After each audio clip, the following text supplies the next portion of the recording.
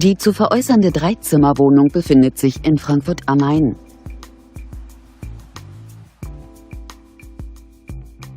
Das Objekt wurde 1926 erbaut und wird über eine Etagenheizung beheizt.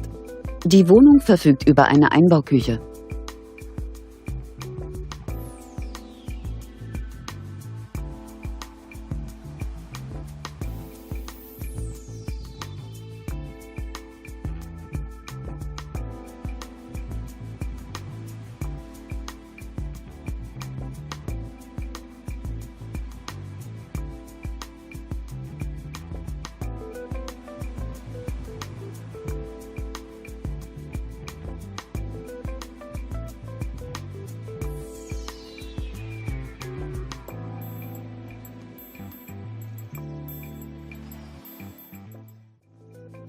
Die Wohnfläche der Wohnung liegt bei ca. 100 Quadratmetern.